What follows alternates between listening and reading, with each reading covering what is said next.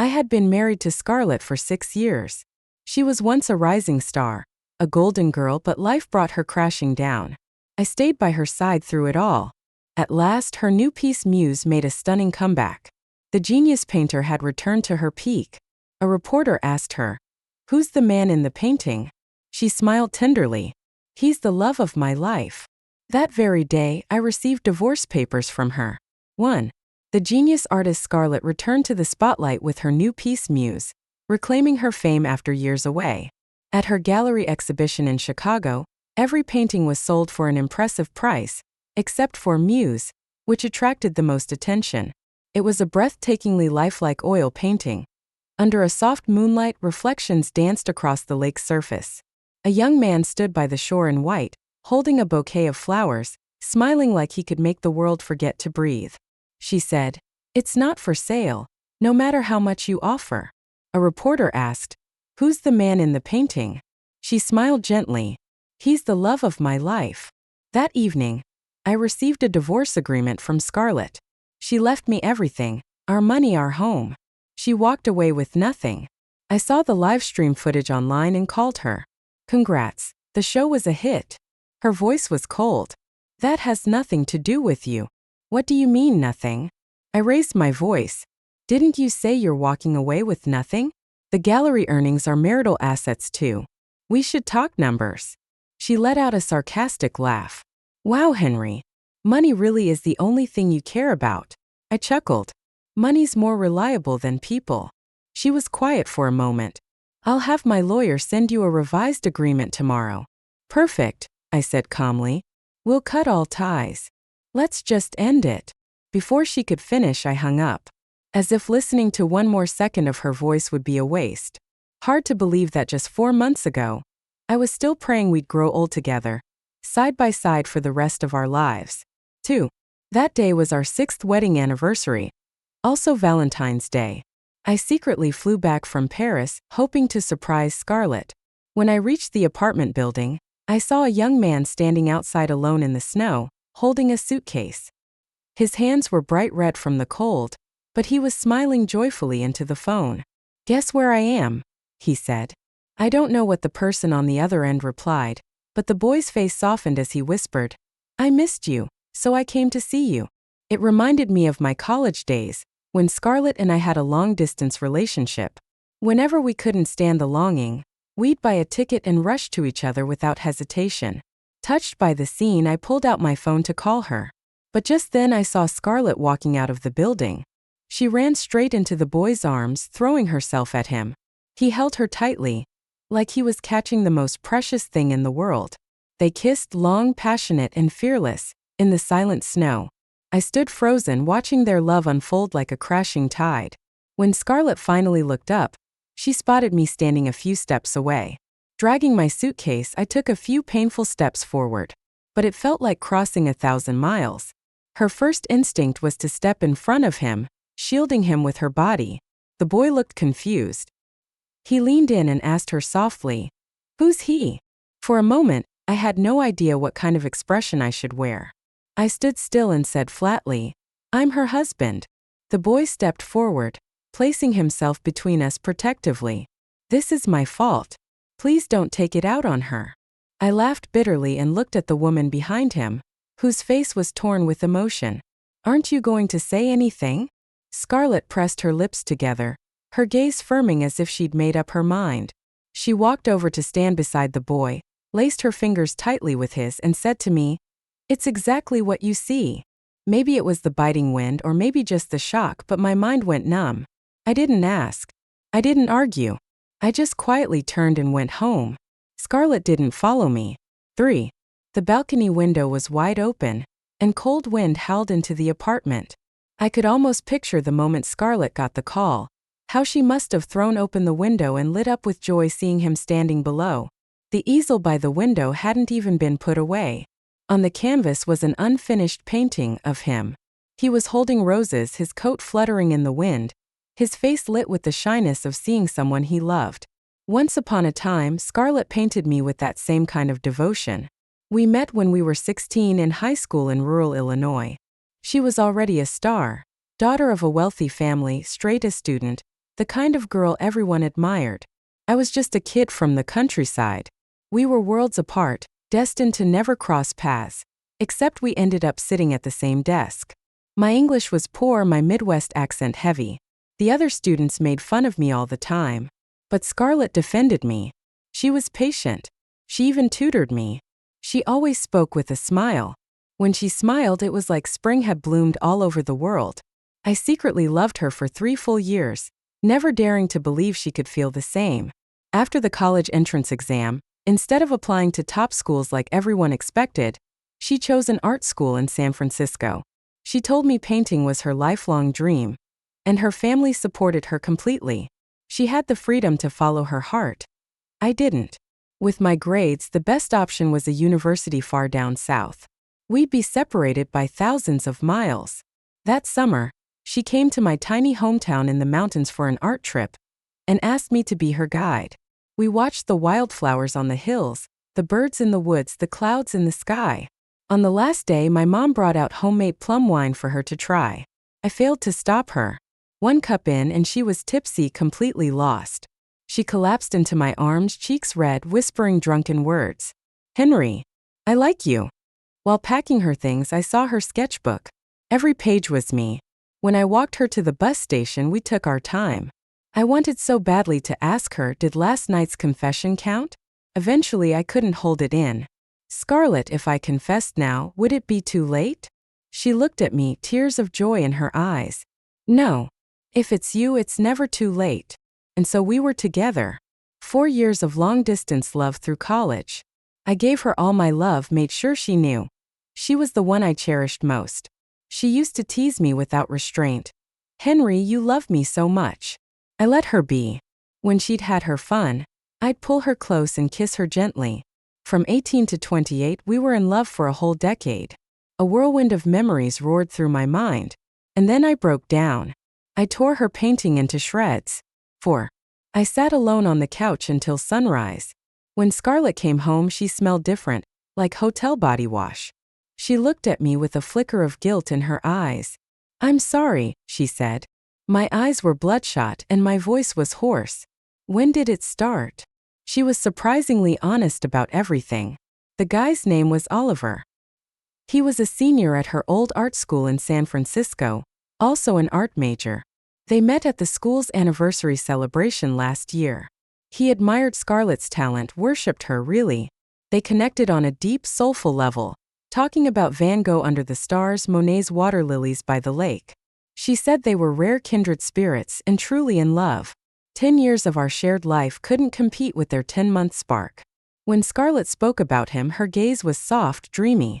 She repeated over and over, "I really do love him." Jealousy burned through me. "He's just some college kid interfering in someone else's marriage. What kind of decent guy does that?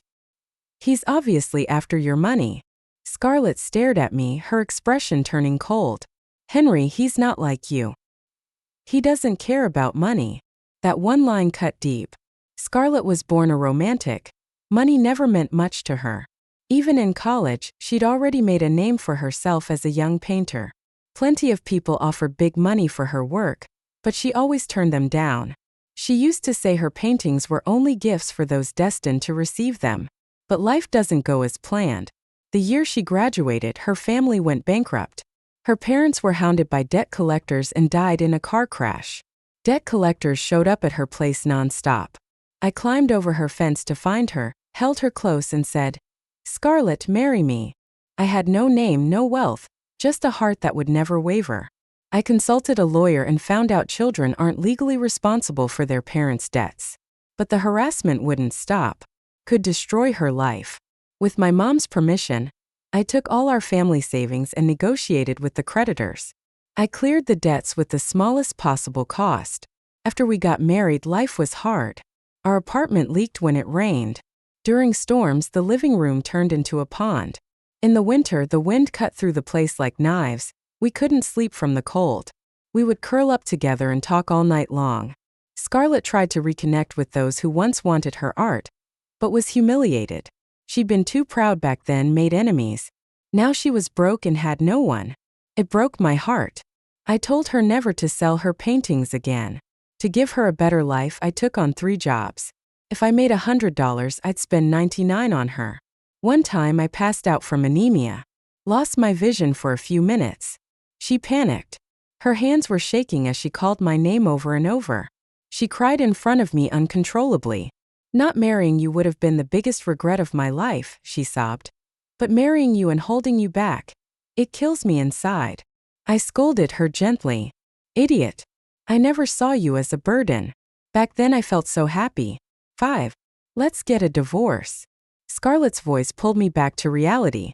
Her tone was firm. You can have whatever you want, she said. My chest tightened. Do you really not know what I want?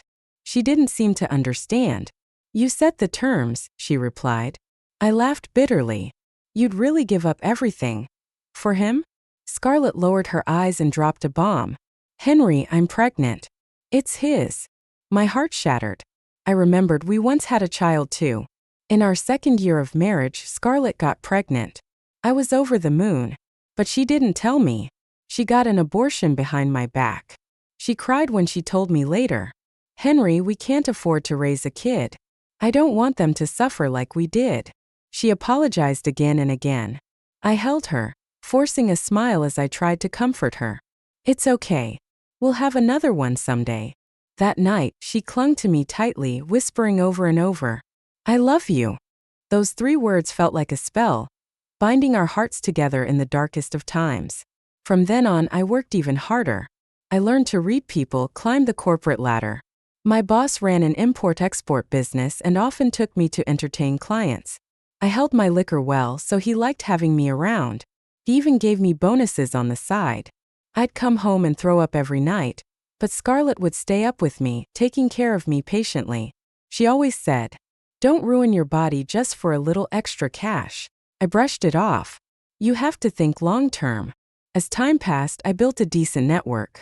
Eventually, I started my own wine import business. I was flying all over, constantly networking, always exhausted. Scarlett said again, we have enough. Don't work yourself into the ground. But I had 2 dreams I couldn't give up.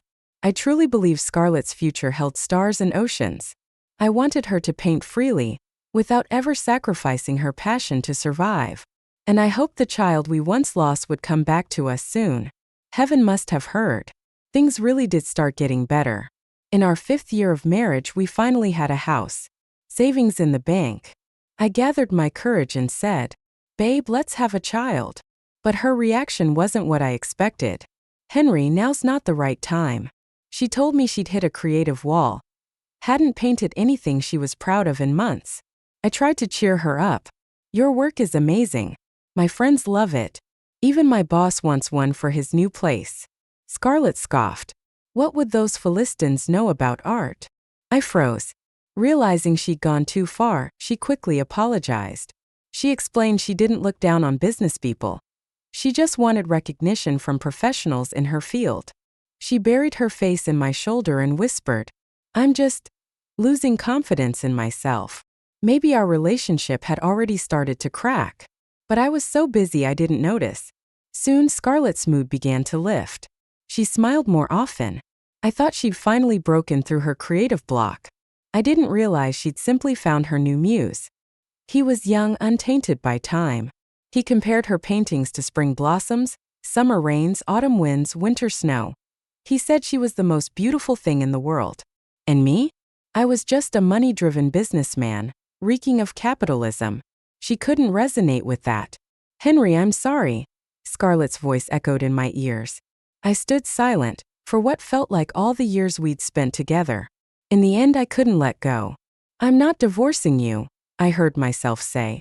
Scarlett's reply was ice cold. That's not up to you. And in that moment, I heard the sound of love dying. 6. Just as things between Scarlett and me hit rock bottom, my mom was hospitalized. The doctors said it was late-stage cancer. My dad died young, and my mom had endured a lifetime of hardship.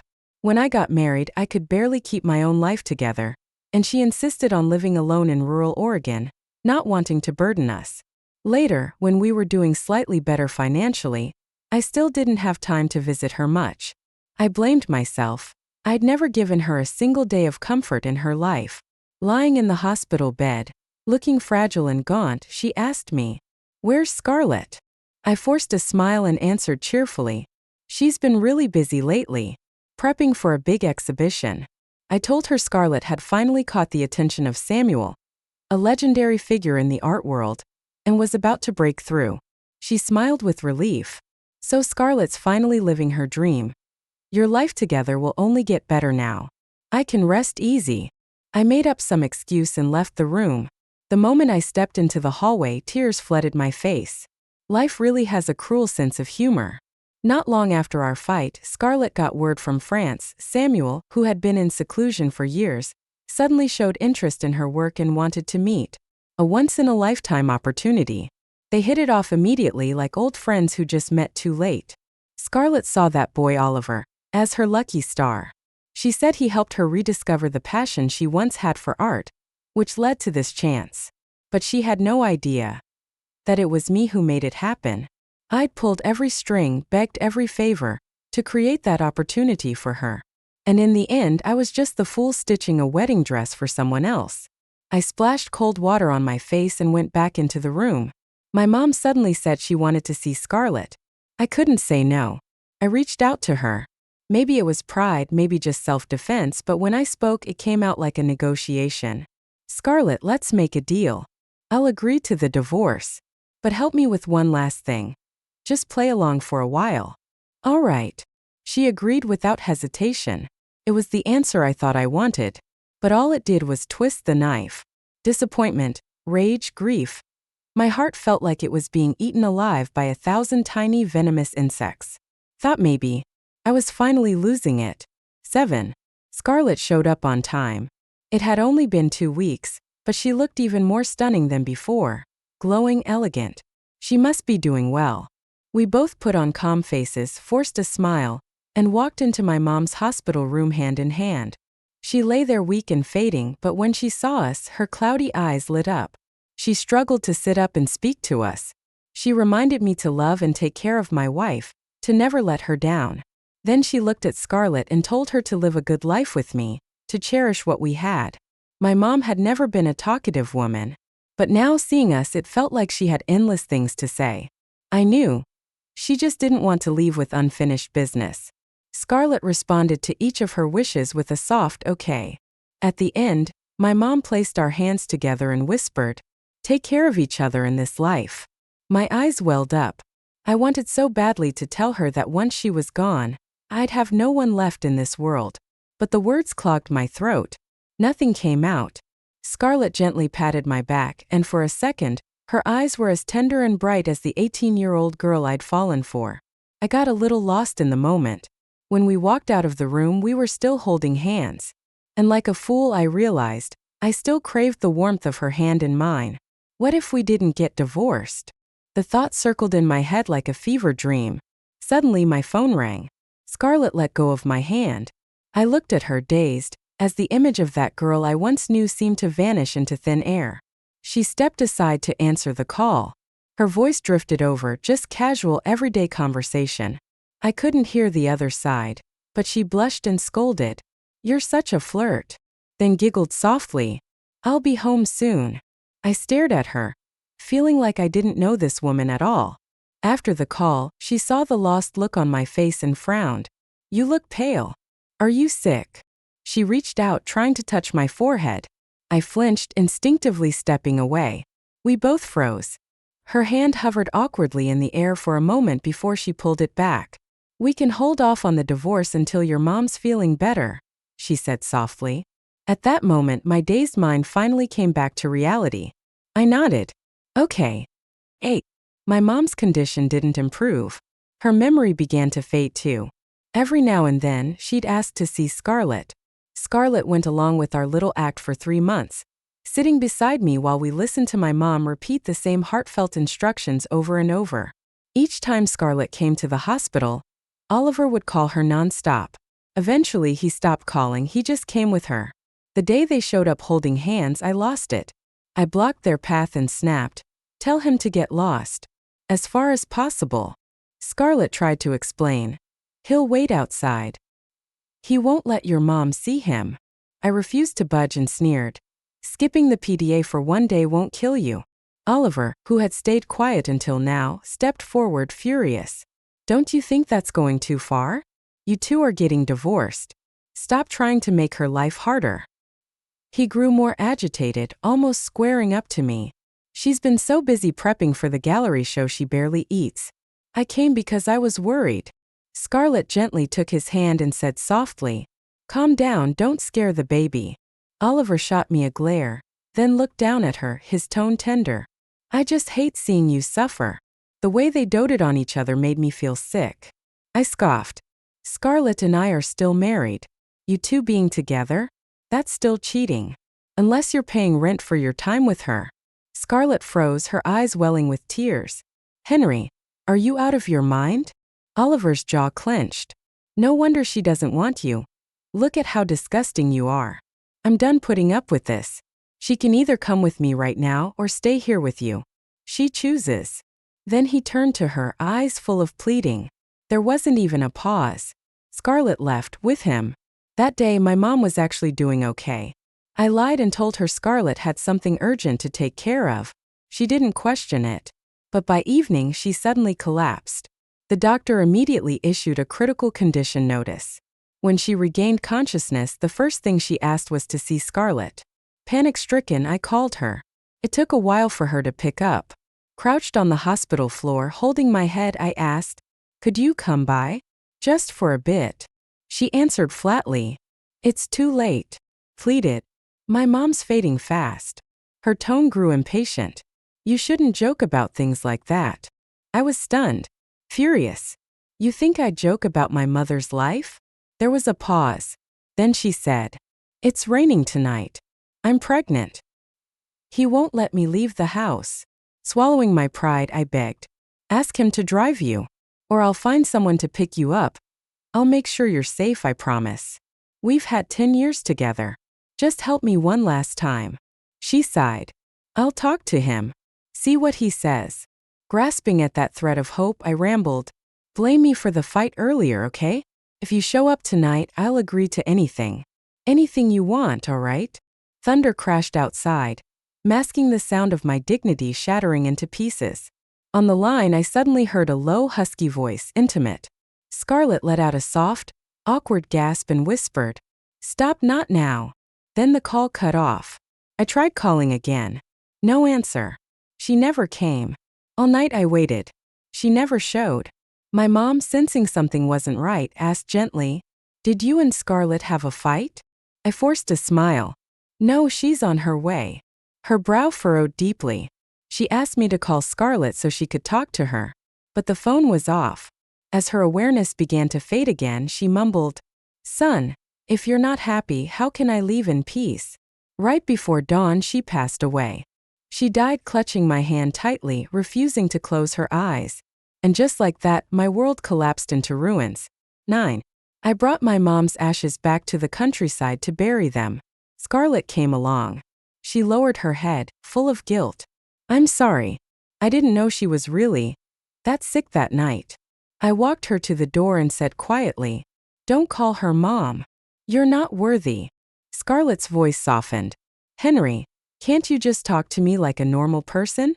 I just wanted to see if you needed help with anything." My face was cold. No. She didn't leave. She stayed by my side throughout. The funeral wasn't elaborate. A few neighbors from the village helped out. Once everything was done and the guests had left, I finally calmed down a little. "Let's talk," I said to her. She nodded. My voice was steady but cold. "Let's finalize the divorce." She frowned slightly and tried to change the subject. "I want to explain what happened that night." "I don't want to hear it." I cut her off. "You're the one who messed up. I want you to walk away with nothing. I know exactly what's in our accounts, so don't try anything. And don't try to negotiate. If you do, I'll make sure everyone knows what you two have done." Scarlett's expression turned mournful. "Henry, all the money was earned by you. Do you really think I'd fight you for it?" I let out a cold laugh. "You can't ever really know someone." She looked deeply disappointed. "You didn't used to be like this." "People change," I replied flatly. "You did too."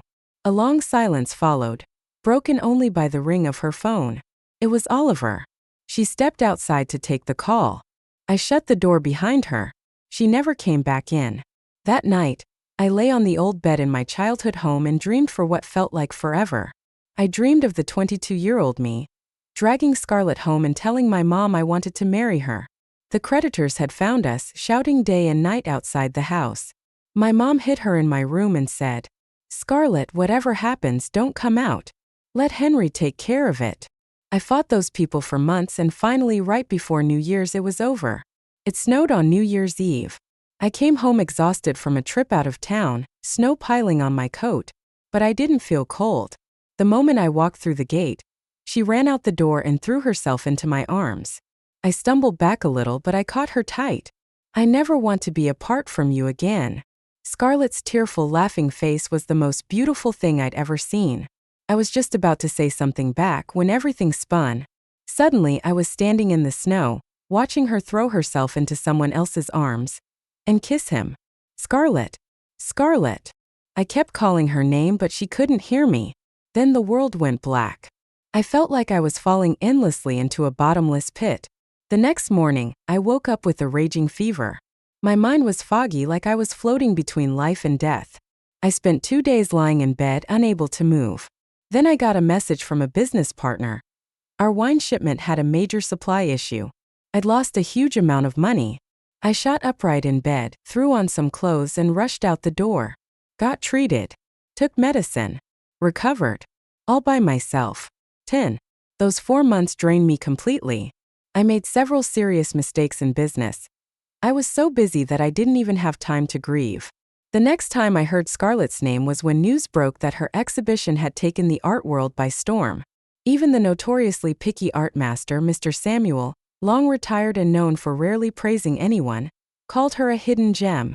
He came out of seclusion just to attend her gallery and publicly declared Scarlett the most gifted young female artist he'd seen in his entire life.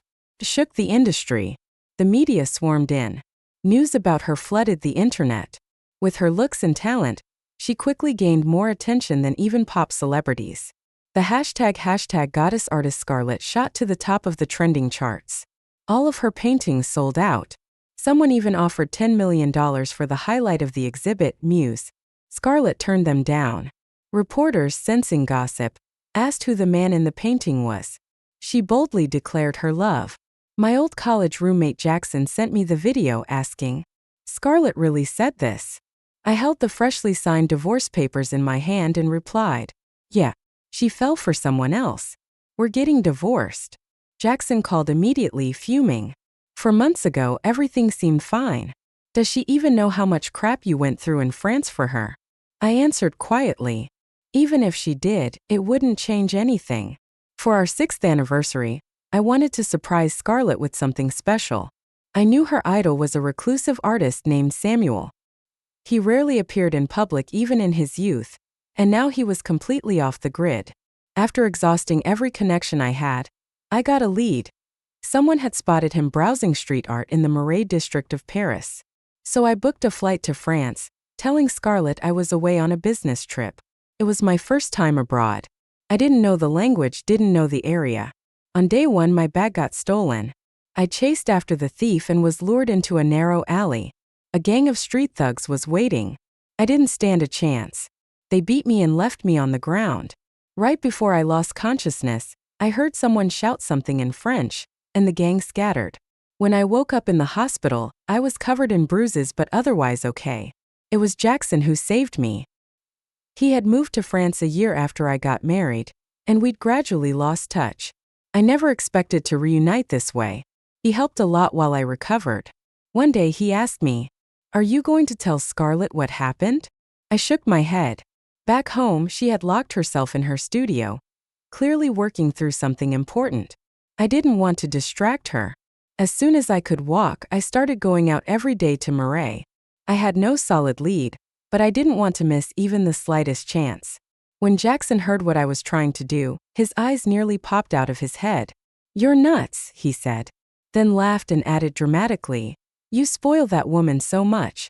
One day she's gonna be completely ruined." I rolled my eyes. "I don't care. She's worth it." We joked and wrestled like we used to back in college. I struck a deal with a local art vendor and rented his street stall. I displayed several of Scarlett's works from different periods, placing them where everyone could see. Every day I prayed Lady Luck would show up. It was winter. When I wasn't sleeping, I was freezing out on the street. My ears got frostbitten. Jackson kept showing up with medicine, grumbling, "You're doing this to yourself." After 3 weeks, with Valentine's Day approaching, I decided it was time to head home. The whole trip had been impulsive. I hadn't found Samuel, but that wasn't surprising. I figured I'd try again next time with a better lead. And then on my last day, just as I was about to pack up, Samuel appeared. He stopped at the stall and immediately fixated on one painting. It was a piece Scarlett had painted at 18. Smiling, he asked who the artist was. With pride in my voice, I told him, "Scarlett." He glanced at the not for sale label on the frame. "Not selling it?" I nodded. "It's part of my personal collection." "Then why display it?" I replied, "I wanted people to see how brilliant she is." He stared at the painting for a long time, then smiled again and walked away. I knew his reputation. He had an eye for hidden talent. Many of the artists he discovered went on to become giants in the field. I was sure Scarlett's moment had come. Things unfolded even smoother than I'd hoped. I thought to myself, true talent always finds its way to the light. I was genuinely happy for her. She was one step closer to her dream. On our anniversary, I told Scarlett I couldn't make it home from France so I could surprise her. She barely reacted. "Okay," she said flatly. First, I felt disappointed. But when I boarded the flight home, I saw she had posted on her social media, "Missing you across oceans and mountains." All my disappointment vanished. I spent the whole flight fantasizing about our beautiful future together. What a joke. That message was never meant for me. 11. "Don't you feel bitter?" Jackson asked me. I answered calmly, "Of course I do. But what matters now is building a good life for myself." He let out a sigh. "Henry, you're almost scarily rational sometimes." I laughed. "Thanks, I guess." After we hung up, the room fell quiet again. I opened the video once more. Scarlett stood in front of the camera, smiling warmly and lovingly. She said that the boy was the love of her life. Still stung. I called her and said the revenue from the gallery was technically earned during our marriage, so I was entitled to part of it. She threw a sarcastic remark at me, then agreed without hesitation. She must have been in a hurry to marry her beloved. I tried to frame that whole trip to France as an investment. And now that it brought in a fortune, I could at least say it wasn't a total loss. The thought helped me start to let go. Money really is a useful thing. That night, I opened a bottle of my finest wine and drank late into the evening. The next morning, I was woken up by a call. Jackson's voice came through, a little distorted. "Open the door." I staggered to the door. There he was, holding a suitcase, looking annoyed. "Something this big and you didn't tell me? Some friend you are." I stood there, stunned. He opened his arms and grinned. "I came to keep you company, man." I hugged him, genuinely touched. "You're the best." But turns out I was a little too moved too soon. Because when you're a freshly divorced man, hanging out with someone madly in love is basically emotional poison. That night, I waited for him to log in so we could game together. He spent forever ending his video call with his girlfriend, reluctantly hanging up. I threw my arm around his neck and growled, "Rubbing your love life in my face, seriously?" He just grinned shamelessly. Fighting poison with poison, buddy. Honestly, I admired him. He'd been deeply hurt before, but somehow he still lived freely and wholeheartedly. "Do you ever regret loving her?" I asked without thinking, then immediately wished I could take it back. Jackson didn't flinch. He just said, "Not every love story that doesn't have a happy ending is a tragedy." I gave that a lot of thought. And I realized there's no point resenting the Scarlett of 28, just because she isn't the Scarlett of 18. That girl, the one who once took my breath away, she's gone. And I have to accept that. And slowly let her go. 12. A month later, Scarlett and I officially signed the divorce papers. I bought a vineyard in Montmartre, Paris, and decided to stay in France to learn winemaking. Jackson had long since settled there, and was more than happy to have me around. The day I flew overseas, Scarlett and Oliver held a grand wedding. She wore a custom designer gown, decked out in jewels and luxury. I thought back to our wedding. We were broke then. Her dress was a simple white sundress that cost just $30. The bouquet was a cotton blossom I picked from the roadside. Everything was plain like the love we shared back then. But that past has long blown away like dust in the wind. Clouds scatter, things change, and people with them. I boarded the plane heading toward a new life. Life gradually settled into peace. I never thought I'd cross paths with Scarlett again. But a year later, when I returned home to visit my mother's grave, we met again. She was standing at the headstone with a bouquet of white chrysanthemums. When she saw me, her eyes lit up with surprise. "Henry," she said, voice hoarse. I asked flatly, "What are you doing here?" She stepped closer, speaking quickly. "I thought maybe I'd run into you. You sold the house, changed your number. I couldn't reach you." I took a step back and asked coldly, "What do you want?" The mountain wind kicked up some dust. She seemed to get something in her eye, blinking quickly, eyes turning red. "I just wanted to talk." I laughed under my breath. "Scarlett, you have a husband now. Go. Don't stand here and spoil my parents' gravesite." She didn't move. Didn't even flinch. I couldn't chase her off, so I chose to ignore her completely. "I want to explain what happened the night your mom passed," she said, as if it didn't matter whether I was listening or not. "I was going to leave the house," she said, "but he stopped me. We argued and I lost the baby." I gave a non-committal, "Oh." She looked down, voice heavy. "Henry, that night, I had a miscarriage." My hand paused briefly as I set the offerings on the grave, but I said nothing. After a long silence, she asked, "If I had come that night, would you still hate me like this?" I looked up right into her eyes. They were filled with sorrow. But I didn't understand what that expression was supposed to mean now, what it was supposed to fix. I turned my gaze away quickly, pretending I hadn't seen anything. I lit 3 sticks of incense and gave my parents an update on how I'd been doing. Told them that I was doing just fine. After the ceremony, I walked down the mountain. Scarlett followed me, chattering more than usual. She reminisced. How we once watched flowers blooming on the hills, birds in the trees, clouds drifting overhead. She remembered everything. "But Scarlett, those flowers don't bloom anymore. The birds have flown. Even the clouds in the sky aren't the same. Everything has changed." 14. No one had taken care of our old house. It was unlivable now. After spending a night in a local inn, I flew back to France. That run-in with Scarlett didn't stir much in me. It was like a breeze passing by, felt but quickly gone. Coincidentally, Jackson had just launched his own fashion brand and was suddenly swamped with work. My vineyard was staffed and ran smoothly, so I had plenty of free time. I started spending my days helping out at his studio. I joke. 2 business majors, one's now making clothes, the other's making wine. Real off course, huh? He wagged his finger. Life is about slowly figuring out who you really are. One afternoon while chatting, I asked, "When did you get into fashion design anyway?"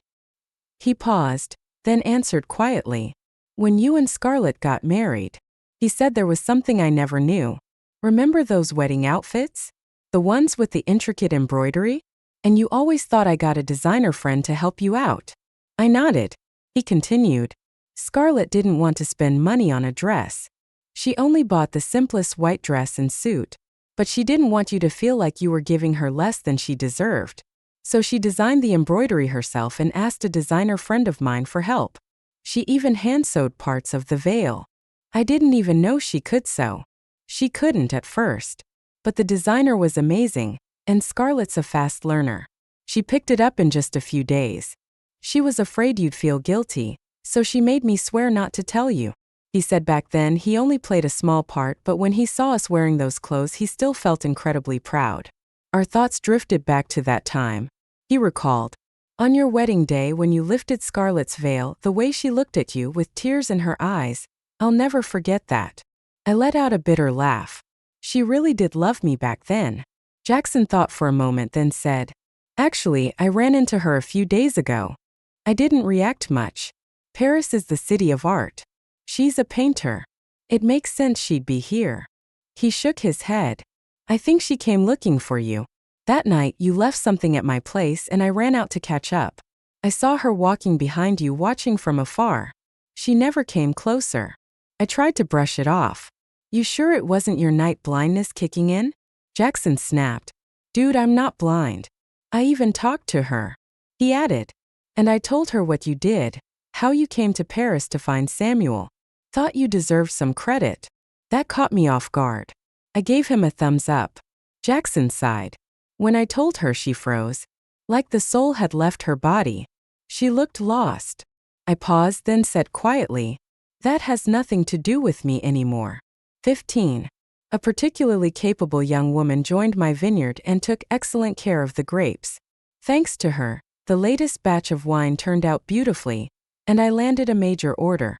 Coincidentally, the client who placed the order was hosting a banquet for figures in the art world. Scarlett was on the guest list. When I delivered the wine, I ran into her and Oliver. There was something strange about them. Barely talking, nothing like a newlywed couple. I didn't linger. Just signed the paperwork and turned to leave. Scarlett saw me and followed. Oliver didn't react much. I walked quickly, but Scarlett jogged up behind me and grabbed my hand. The moment our skin touched, she pulled away abruptly. Sorry, she murmured. Scarlett, I said. What are you doing? She stumbled over her words and I ran out of patience. Suddenly, her dull eyes lit up with urgency. I want to paint a French landscape. Would you be my guide? Worried I might reject her, she quickly added, you can name your price. I don't need the money, I replied. Her whole posture crumbled.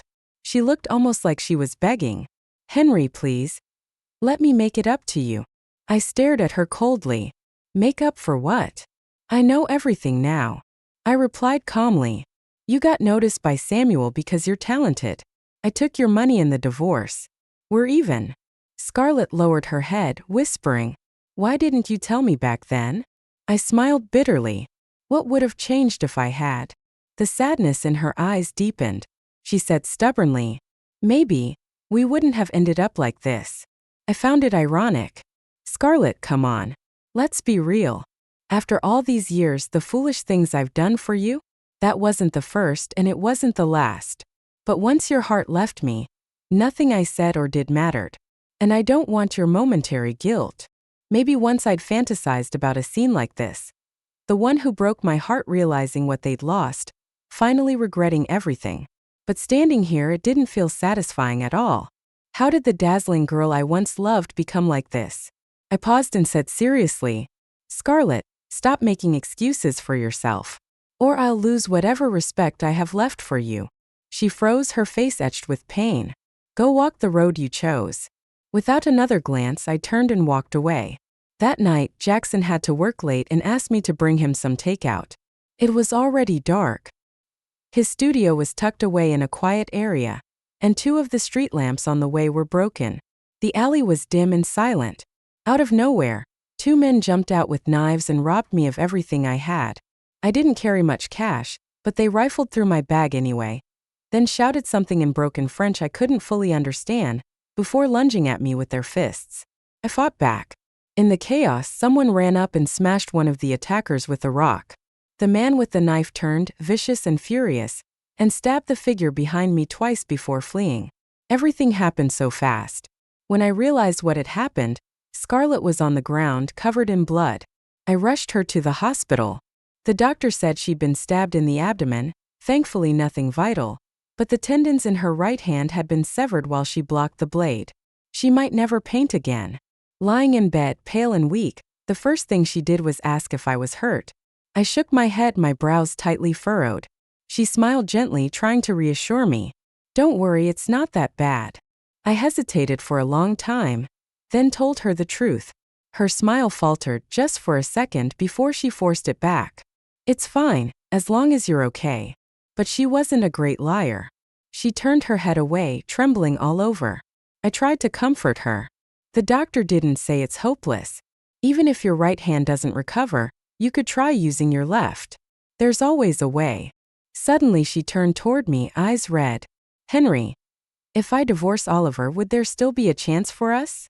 I cut her off immediately. Scarlett, there won't be an us anymore. Just focus on healing. Don't think about anything else." The despair in her eyes was unmistakable. Tears welled up as she whispered, "Then just for tonight. Can you stay?" I answered calmly, "The one who should be by your side now is Oliver. Not me." But Oliver never showed up that night. And in the end, I didn't leave. During her surgery, I used her phone to call him. No one answered. I sent a text. Still nothing. In the middle of the night, Scarlett spiked a low-grade fever and started vomiting blood. The doctors ran more tests. She had stomach cancer. It wasn't late stage yet, treatable if caught in time. I didn't understand how someone with money, fame, and status could let herself fall apart like this. But I didn't ask. The next afternoon, Oliver finally showed up, dressed impeccably, looking fresh and vibrant. All he cared about was pestering the doctor. Will she be able to paint again? He didn't even notice I was there. I leaned over Scarlett's bed and said goodbye. Take care. Focus on getting better. I'm leaving. She didn't respond. Just lay there, staring blankly at the ceiling. Her eyes were completely empty. 16. After Scarlett lost the use of her right hand and could no longer paint, the value of her existing works skyrocketed. When news broke that Muse, the painting that had made her a household name, was going to auction, it quickly stirred widespread discussion. At the time, Scarlett had professed her love during the exhibition and soon after married the man featured in the painting. For a while, the public saw them as the embodiment of a fairy tale romance. This only made the painting even more priceless. It was eventually sold to a private collector for a staggering $50 million. But just days later, the story took a dramatic turn. 2 hashtags exploded on the trending list. Hashtag Oliver sells fakes. Hashtag Scarlett cheated during marriage. Scarlett held a press conference and publicly stated that the original Muse had already been destroyed, and that the piece sold at auction was a forgery created by Oliver. On camera, she admitted that the so-called romantic backstory behind Muse was, in reality, an ugly affair. She confessed that at the height of her fame, she had abandoned the man who had loved her for 10 years. The internet erupted. Criticism poured in, labeling both of them liars and cheaters. Because Scarlett had reported the forgery, police opened a formal investigation. Shortly afterward, Oliver was arrested for manufacturing and selling counterfeit goods. Given the amount involved, he was facing life in prison. From that point on, Scarlett disappeared from the public eye. My own life, by contrast, was calm and steady, like grass growing on the levee, leaves reaching for the treetops. Peaceful, simple, good. Business at the vineyard was thriving. About 6 months later, I had a peculiar regular customer, a 16-year-old French girl who came every few days to buy wine, specifically wine I had made myself. She always had a special request. She wanted me to teach her Chinese, one phrase at a time. She would carefully record my voice with a small device. Sometimes it was simple greetings like good morning, good afternoon, or good evening. Other times it was something else. On Valentine's Day, she came again and asked me to teach her how to say, "I love you." By then, I was in a new relationship with the woman who'd been taking care of my vineyard, and slowly my heart. I recorded "I love you" just like she asked. But suddenly, she leaned in and added, "I love you too." I ruffled my girlfriend's hair indulgently, then turned back to the girl and apologized. "Oops," added one line, "hope that's okay?" She bit her lip like she was hesitating but eventually said nothing. She left quietly, wine in hand. That night, I got a call from an unknown number. No one spoke. Just silence. Long aching silence. I figured it was a mistake. My girlfriend called me for dinner, so I hung up. The girl never returned to the vineyard again. 17. Scarlett's name reappeared in the public eye not long after Valentine's Day. I stared at the trending tag hashtag Scarlett's final work, frozen in place for a long time. The news said her body had been discovered on an abandoned farm in France. At the time of death, she was severely ill, destitute, and alone. The only item found with her was a painting titled True Love. It depicted a bride and groom in wedding attire. The bride wore a white dress and held a bouquet of cotton flowers. The groom gently pulled her into his arms. Their faces were veiled, soft, obscured, unreadable. Art critics hailed it as the best work of Scarlett's entire career. The public, however, fixated on one question. Was she honoring a love from the past, Or had she found someone new? I looked at the bouquet in the bride's hands and felt memory flood back in. The year Scarlett and I got married, the cotton trees bloomed early. I picked some myself and tied them together with ribbon to make her a bouquet. She had asked, "Why not roses?" I smiled and replied mysteriously, "Because I like what cotton flowers symbolize." 18. Extra chapter: Scarlett's perspective. I married the boy I fell for at first sight when I was young. We made a promise to stay together for a lifetime, growing old side by side. Life after marriage was humble but sweet. So when did it all start to fall apart? Looking back, it must have been when we lost our first child. That was the first time I felt the crushing helplessness of life. After that, he threw himself into work with relentless energy. Every penny counted. His entire world became about money. Since my paintings weren't selling, he sought other routes, leveraging his network to help me get commissioned work. It was like assigned essays back in school. Just follow the client's request and draw what they wanted. Each piece was soulless, thoughtless. As long as the buyer was happy, that was enough. I didn't like it, but it was something he had worked hard to secure for me. I felt I should be grateful. And to be fair, life did slowly get better. I believed that having enough to live on was enough. But he was never satisfied. He ran himself ragged every day, barely sparing a few words for me. He'd introduce me to his business contacts, expertly raising his glass. "Let's support each other going forward."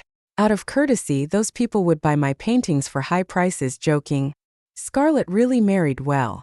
To be honest, I hated how he humbled himself like that. I started to feel suffocated, even began to resent my own artwork. Then I met Oliver.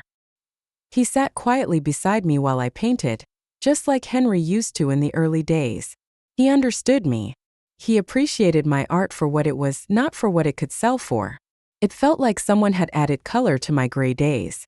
Slowly I regained my energy and my love for painting. I'll admit it, I couldn't stop myself from falling for him.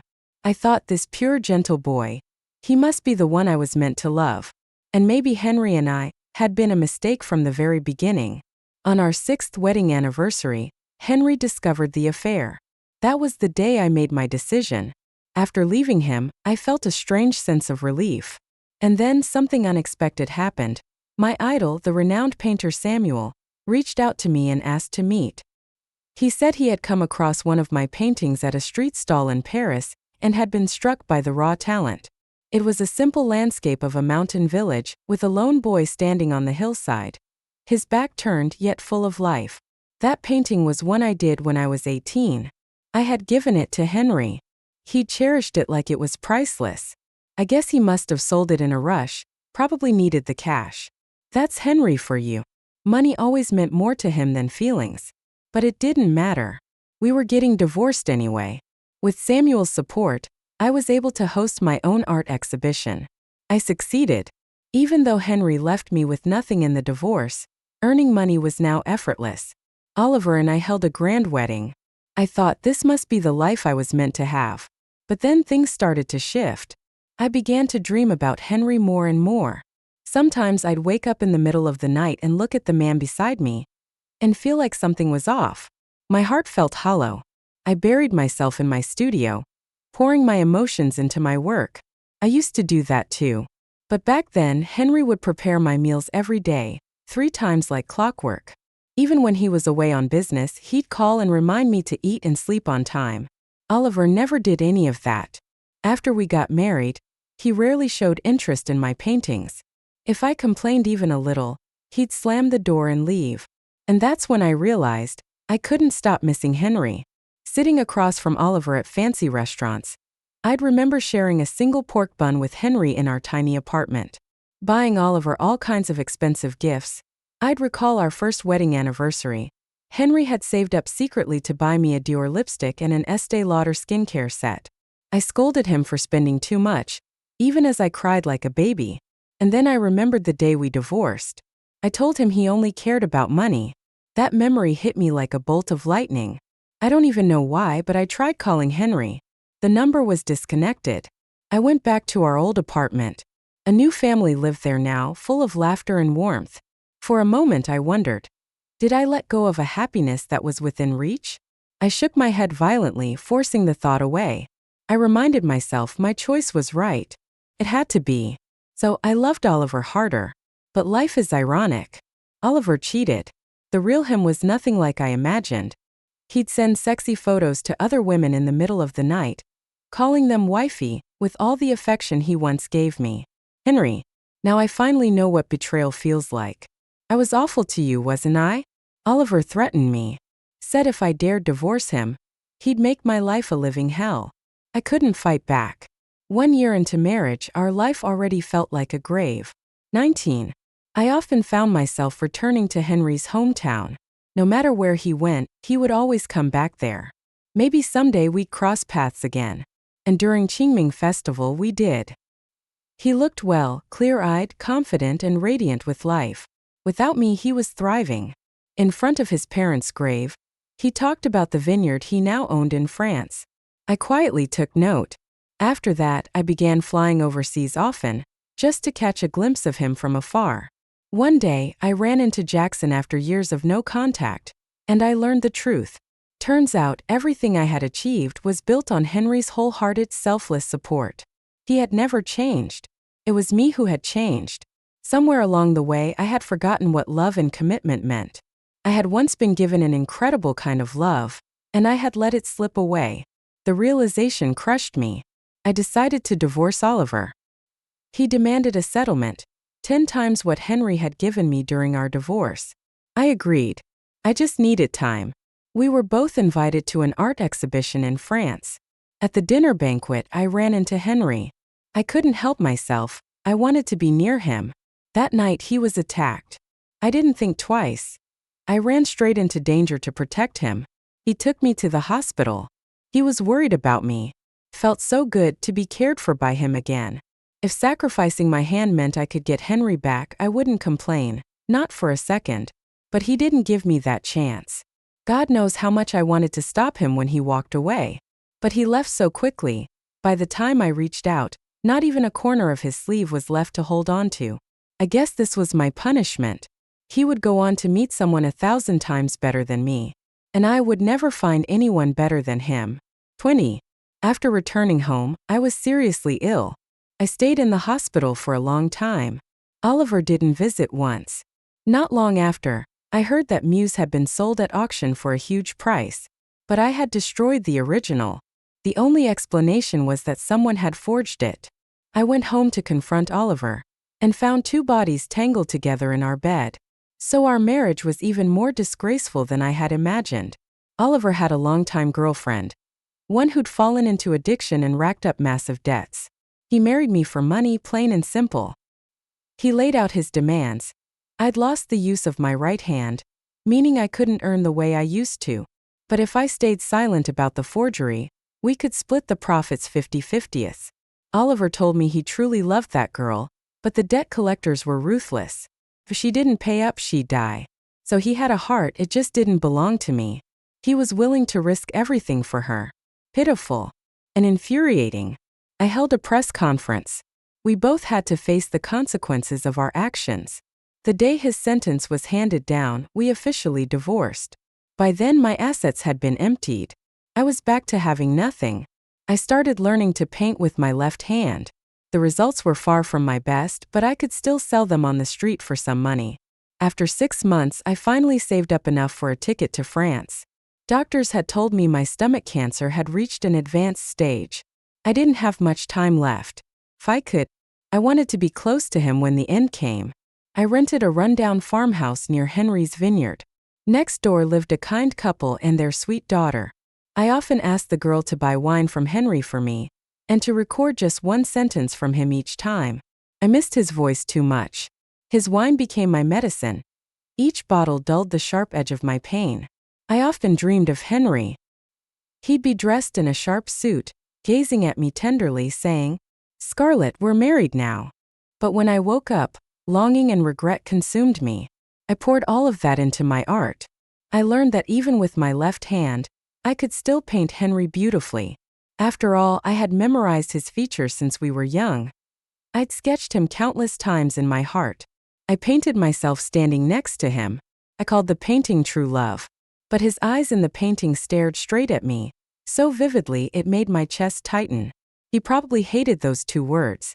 So I painted veils over our faces, hiding our expressions. And selfishly, I left the words true love on the canvas anyway. If there's a next life, I won't let go of your hand, I whispered, curling up beside the painting, letting loneliness and despair swallow me whole. Valentine's Day came. My body was at its limit. I could feel death approaching. At that point, could I allow myself one last indulgence? I asked the girl next door to help me record one phrase. I love you. But she came back and said the recording had failed. Such a shame. That night I couldn't stop myself. I called Henry. But what could I even say? I hadn't even figured out how to start. When I heard a woman's voice on the other end, she said his name softly, playfully. Henry replied with gentle affection. That was the voice of a man in love. The voice I once knew by heart. I realized then I had truly completely lost him. The call ended without a word. I coughed up blood. As the world around me darkened, I saw the bride in the painting lift her veil and turn to look at her groom. She held a bouquet of cotton flowers in her hands and asked, "Why not roses?" He smiled and said, "Because I love what cotton flowers stand for." And in that moment I remembered. I once told Henry, my favorite flower was the cotton blossom, because its meaning was a reminder about love. Cherish the people beside you, and the happiness right in front of you.